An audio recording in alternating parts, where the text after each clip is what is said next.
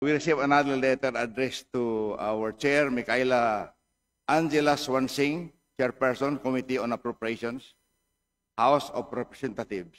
Dear Honorable Swansing, it has come to my attention that the Office of the Vice President, OBP, enclosed in parentheses, budget for 902.895 million pesos has been deferred due to the committee's insistence that I attend the plenary deliberations.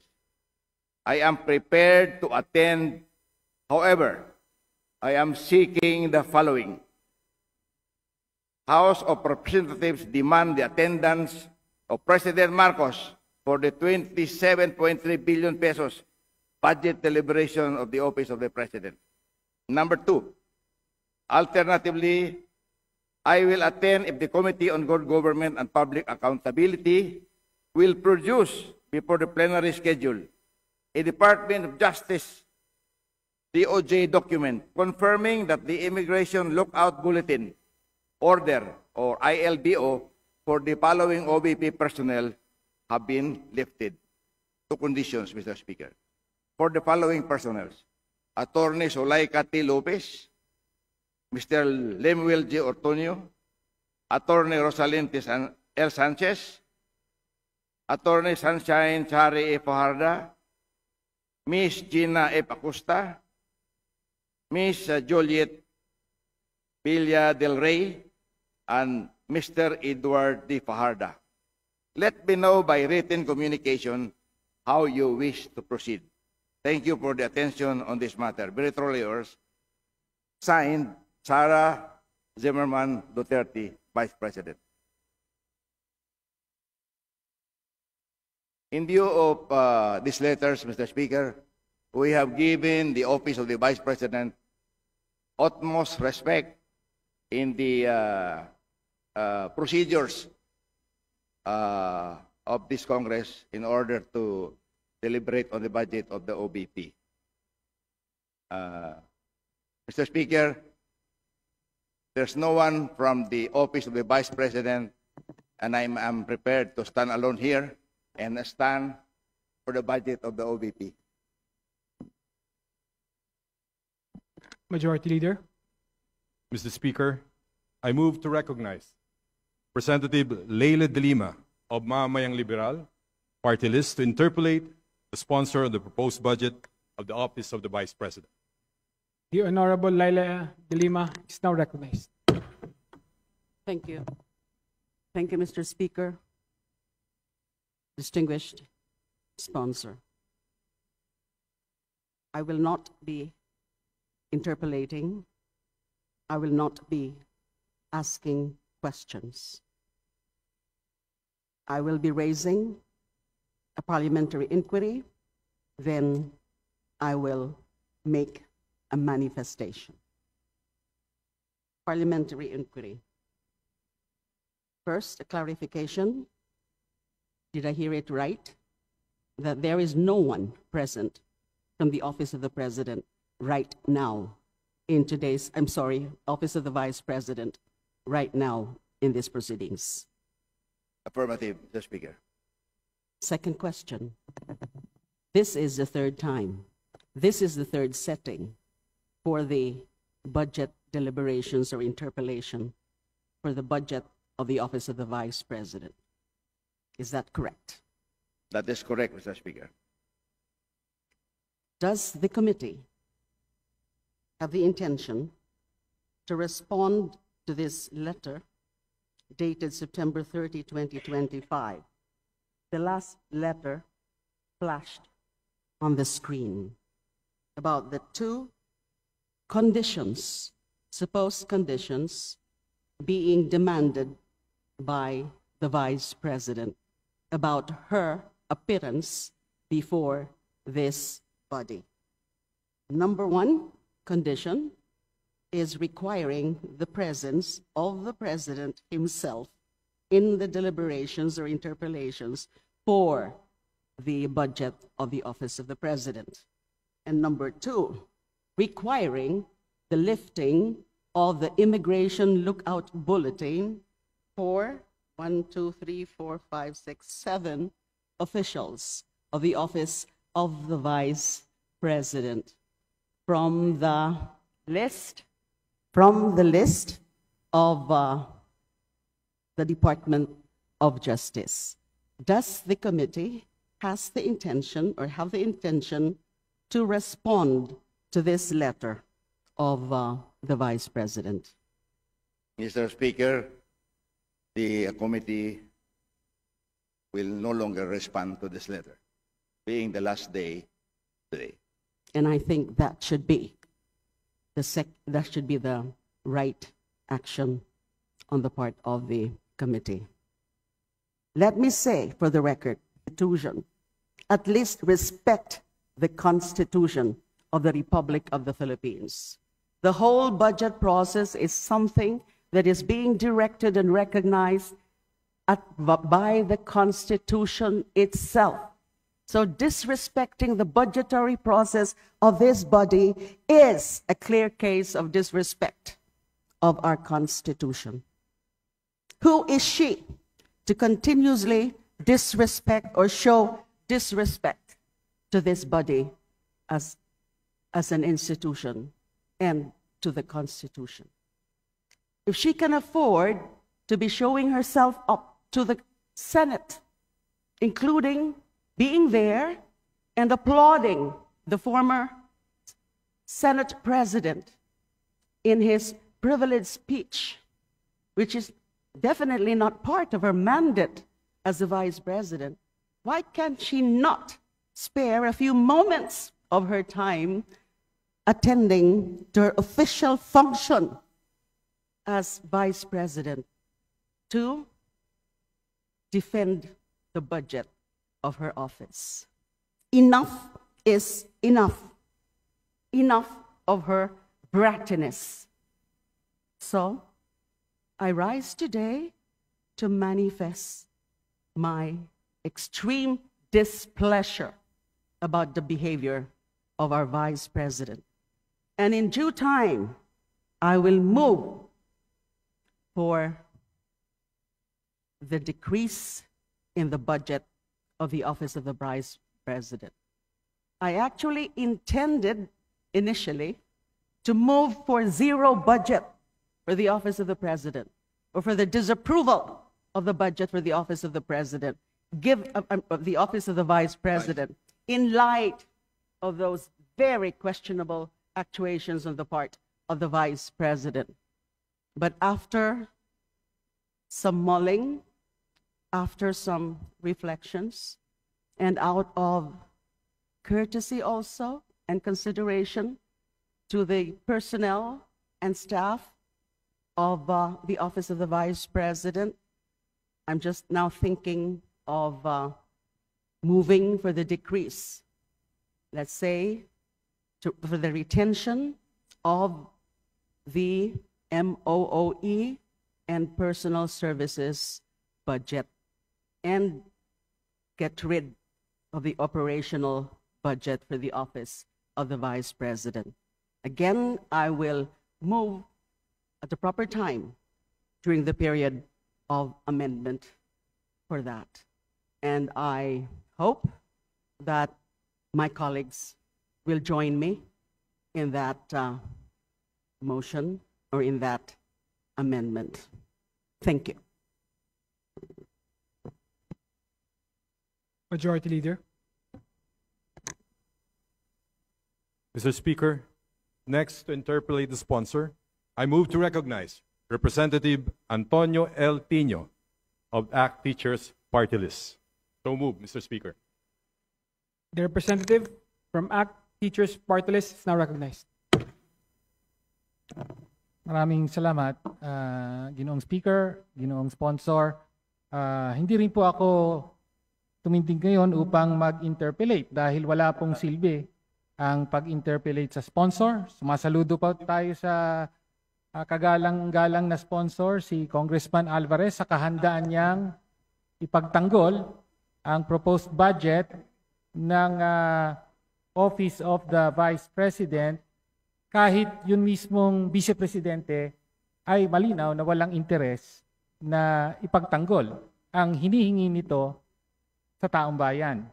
No? At ito po ang mahalagang punto. Lubos po tayong nadidismaya, katulad ng kasama nating si Congresswoman Laila De Lima, sa hindi pagharap sa Kongreso ng Vice Presidente. At hindi lang po lubos na nadidismaya, kinukundina po natin ito. No, dahil ang importanteng punto, ang proseso ito ay ang proseso kung saan ang mga opisyal ng gobyerno ay humaharap sa Kongreso upang humingi ng pahintulot na gastusin nila ang pera ng taong bayan. No, ito po ang kahulugan ng deliberasyon na nagaganap nitong mga nakaraang linggo. Humihingi po sa taong bayan, no, dahil gagamitin ang pondo nila ng kanilang opisina. Kaya ultimately, ang binabastos po ng Vice Presidente sa paglalagay pa ng mga kondisyon. No, bago daw siya magpakita rito, may mga kondisyon muna, ibigay ang gusto niya. No? Ang binabastos po niya dyan, hindi lang po itong institusyon ng Kongreso, hindi ang konstitusyon, kung hindi ang taong bayan. No? Dahil pera nila ang gagamitin ng Vice Presidente. Naisa na nating tanungin kung paano niya ginagastos ito. Ditong mga nakaraang taon, galing mismo sa sarili niyang bibig, ay 18 times po nagbiyahe abroad. Galing mo mismo sa sarili niyang bibig, karamihan doon personal na mga lakad. No?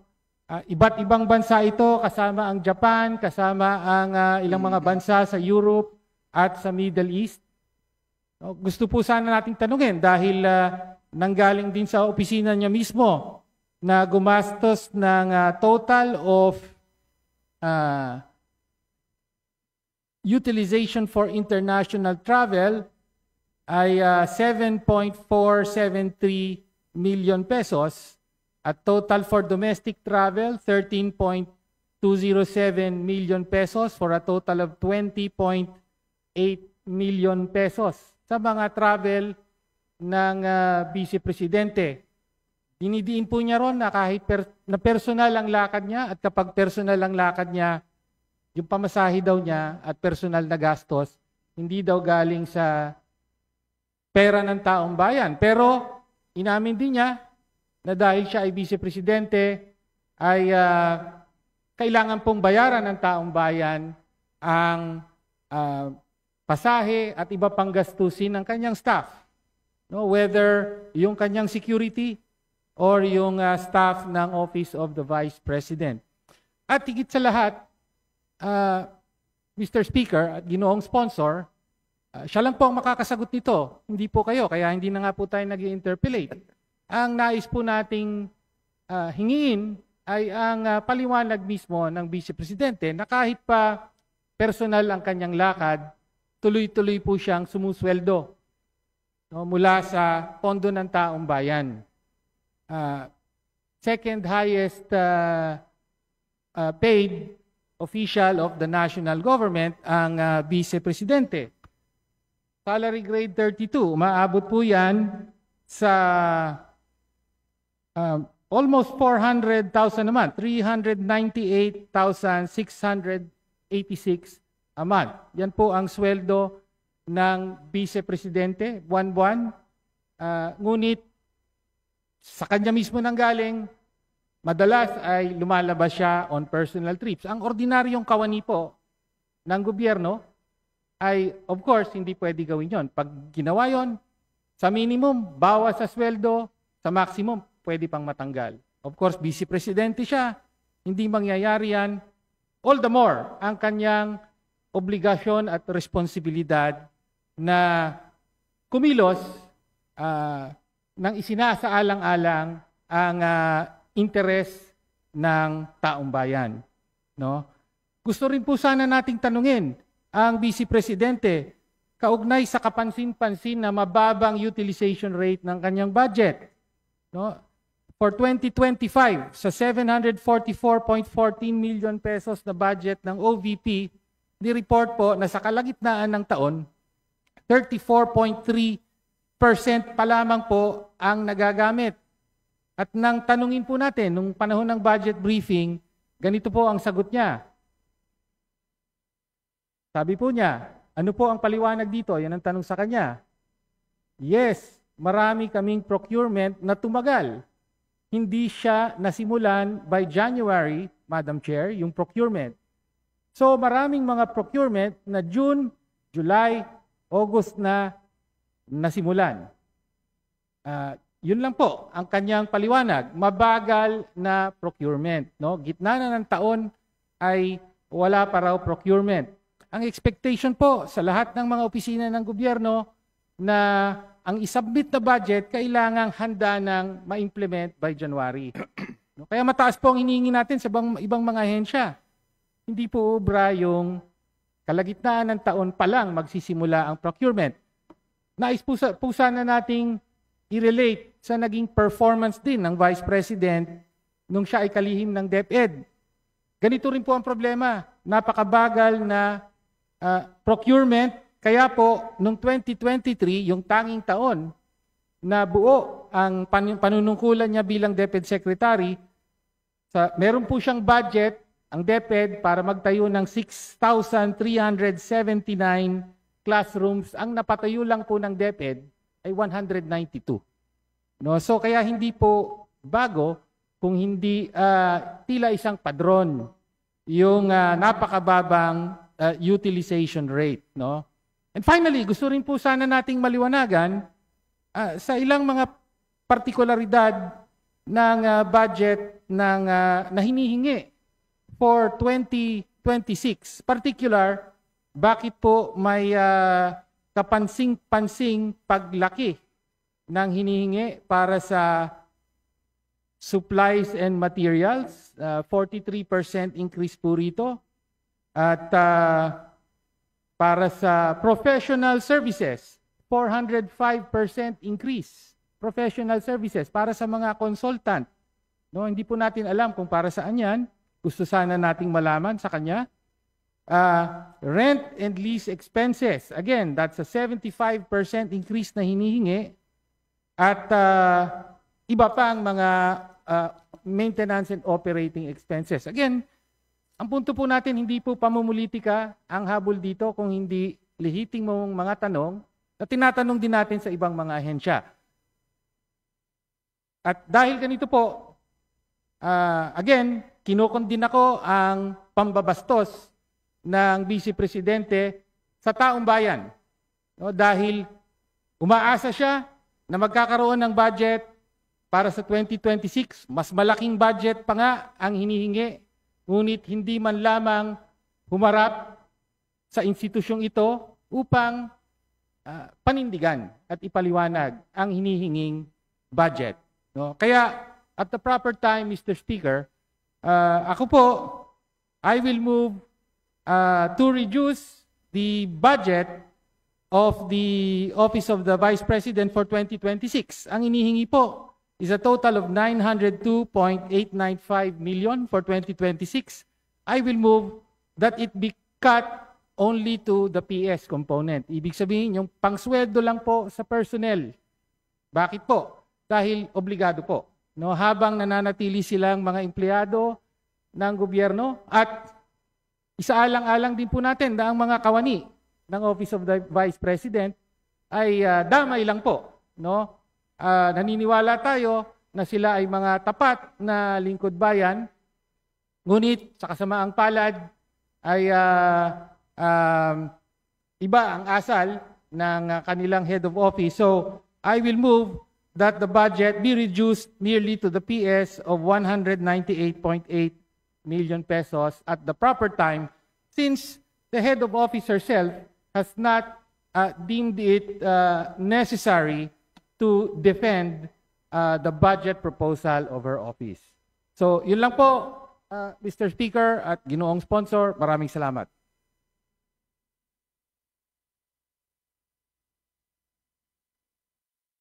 Majority Leader. I may be recognized, Mr. Speaker. Honorable Tino is now recognized. Mr. Speaker, there being no other member of the... Speaker, I withdraw, I, Mr. Speaker. I have registered that I will be manifesting. Majority Leader. Yes. Mr. Speaker, next to interpolate the sponsor, I move to recognize Representative Egay Erice of Caloocan City. So move, Mr. Speaker. The Honorable Erice is now recognized. Thank you, Mr. Speaker, Mr. Sponsor. Dear colleagues, the letter of Vice President Sara Duterte, with all due respect, reeks of hate and impropriety.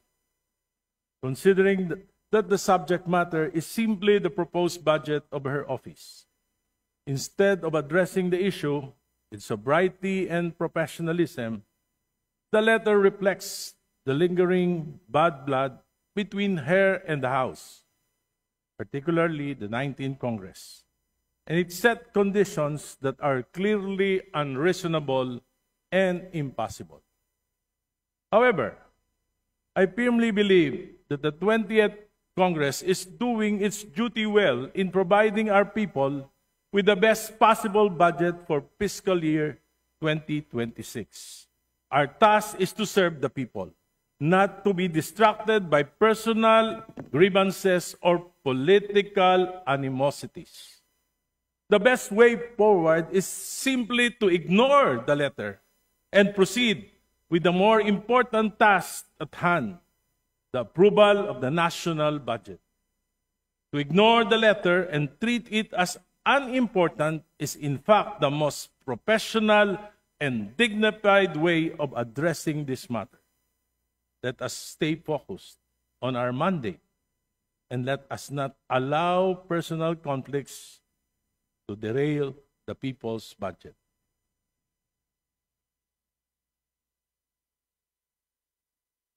Mr. Speaker, mas mabuti pong wag na nating patulan ang sulat.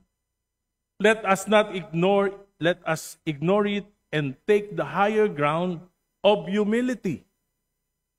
Ang totoong laban ay hindi sa pride ng iilan, kundi sa budget ng bayan. That is where our focus must remain. Kapag may galit, sagot natin ay kababaang loob. Kapag may personal na away, sagot natin ay serbisyo. The higher ground of humility is to proceed with the people's budget, tahimik, diretso, at malinaw. Mr. Speaker, silence can be the strongest statement. By ignoring the letter and moving forward, we show the country that Congress chooses humility over hostility and service over pride. Salamat po. Well noted, Mr. Speaker. Maraming salamat, distinguished colleague. That is exactly what we are trying to do, to make do and proceed with budget procedures despite her absence, para po makita ng taong bayan na itong kongresong ito ay wala pong animosity, wala pong pag-aaway-away, wala pong pinopolitika dito.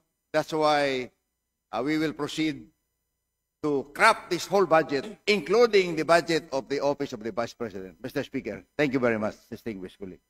Majority Leader. Mr. Speaker, next to interpolate the sponsor, I move to recognize Representative Isidro T. Ungab from the 3rd District, the City of Davao. So move, Mr. Speaker. The Honorable Ungab is now recognized. Thank you, Mr. Speaker. Mine is not an interpellation. This is only a manifestation. I respect the views and opinions of my colleagues, and I salute my good friend, Congressman Erice, for taking the road of statesmanship a bit further. Mr. Speaker, the budget of the Office of the Vice President had suffered so much reductions in 2024 and in 2025. Drastic reductions. I was a member of the previous Congress, the 19th Congress, and even there were two occasions that we were even debating at the committee level to the point of heated debates, perhaps altercation, to the point of disrepresentation, and the former congressman, now Senator Dante Marcoleta, we were debating at the appropriations committee level because during the time they were not willing to grant the traditional parliamentary courtesy deserving a higher or co-equal office of government. Mahaba yung discussion. Hindi ko lang maintindihan kung bakit diretso magtatanong yung mga kasama natin to a higher office, which is the office of the Vice President. We argued there. At respect for the due process, no for the budget process. How can we respect the budget process? Let me say this. My only hope is that all things will be corrected in this Congress. The budget process will be corrected in this budget and in this Congress. Why I said that? There are two parts of the annual budget that is presented to us by the executive. First part is the new general appropriations, and the second part is the automatic appropriations. Yung automatic appropriations, hindi na natin yan pinag-uusapan dito because they are already covered by previous special laws debated by our predecessors. Pero in the 2025 budget, the automatic appropriations were mangled. Lumampas. May dagdag bawas. 14 special laws were amended. Kasama na yung PhilHealth law at saka syntax law amended. Ang daming ginalaw. 14 special laws sa automatic appropriations na hindi dapat ginagalaw yan. Pagdating sa new general appropriations, kaya nga tayo tinatawag na General Appropriations Act, New General Appropriations, yun yung ating didiscuss. What comprises the new general appropriations? The program funds and the unprogrammed funds. Program funds, 26 out of 27 departments were mangled beyond recognition. Isa lang ang hindi ginalaw, DBM. Bakit ang lakas ng DBM? 26 were mangled. Dagdag bawas. At saka yung program appropriations nilipat and program including the foreign assisted projects. At saka yung fiscal space na naiwan, pinalitan ng mga priority pet projects na wala man lang sa National Development Plan ng ating Republika ng Pilipinas. Pet projects inserted. That's why in this rostrum, I said last August 4, the 2025 budget is the most corrupt budget ever passed by this Congress and perhaps by the entire Philippine history. Ginalaw, program appropriations, and program appropriations may ongoing releases pa. Alam niyo kung anong worry ko? For us, legislators, even the executive, must consider that the number one priority of the Constitution says that education will be given the priority and the highest budget year per year. Sa 2025 budget, nahabol ng DPWH ang total infrastructure budget. Kahit ano pang sasabihin nila at binago yung composition, still malaki pa rin ang infrastructure budget kaysa education sector. And they are still releasing from unprogrammed funds. Mas lalong lumaki yung gap between infrastructure and education. Ladies and gentlemen of this House, it is our duty, it is our obligation to keep track, babantayan yung budget because education is the number one priority of the Republic of the Philippines. Iniwan na ng budget ng infrastructure. Highly questionable pa kasi yung mga releases ang malalaki. Flood control projects. Where can we get respect from that? Ladies and gentlemen of this House, my personal, yes, OBP, what I am saying is the budget process. How will we get respect? That's why the chairman, Madam, the Appropriations Committee, this Congress have a very big role to perform, to correct the image, to correct the impression. We must be able to come up with an honest-to-goodness budget for 2025. Yun lang po. Maraming salamat, Mr. Speaker. And we heard the manifestation from the minority and also the manifestation of our distinguished colleague, Congressman Ongab. On my behalf, I will see to it. I'm also a member of the Appropriations Committee. We will produce a budget that is beyond compare, meaning for the benefit of all Filipinos concerned. Thank you very much, Mr. Speaker. Majority Leader. Mr. Speaker, next for a short interpellation and short manifestation, I move to recognize Representative Rennie Louise Co from Kabataan Party List. So move, Mr. Speaker. The representative from Kabataan Party List is now recognized.